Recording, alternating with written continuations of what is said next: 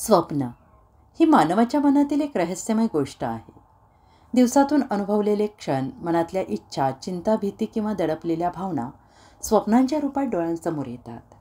मात्र केवळ मानसशास्त्रीय दृष्टिकोनातूनच नव्हे, तर अनेक आध्यात्मिक ग्रंथांमध्ये स्वप्नांना वेगळं स्थान दिलं गेलं आहे. स्वप्न ही देव, विश्व, आपल्या अंतर्मनातून येणारी काही संदेश रूप असतात, असा विश्वास अनेक ठिकाणी आढळतो.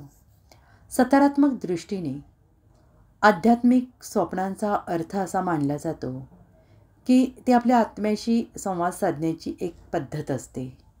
ज्या गोष्टी आपण दैनंदिन जीवनात लक्षातच घेत नाही किंवा दुर्लक्ष करतो, त्या गोष्टी स्वप्नांच्या माध्यमातून समोर येतात.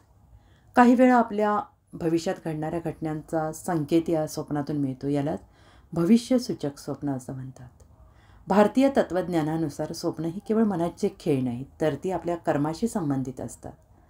आपल्या पूर्वजन्मातली कर्म, दडपलेले संस्कार, अपूर्ण इच्छा स्वप्नांच्या माध्यमातून प्रकट होतात. काही लोकांना वारंवार एकाच प्रकारची स्वप्न पडतात.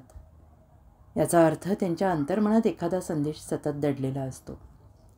स्वप्नांचा संबंध हा आध्यात्मिक प्रगतीशी जोडला जातो.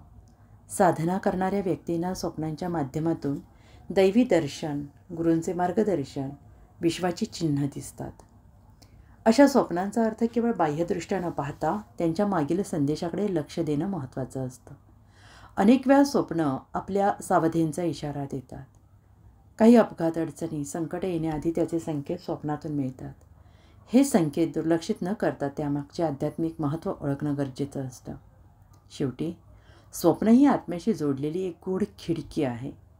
त्यांचा अर्थ लावताना केवळ भीती किंवा अंधश्रद्धा न ठेवता अंतर्मनातील संदेश समजून घेण्याचा प्रयत्न केला पाहिजे. कारण अनेकदा स्वप्न आपल्याला स्वतःकडे किंवा जीवनमार्गाकडे आणि आध्यात्मिक प्रवासाकडे पाहण्याची नवी दिशा देतात.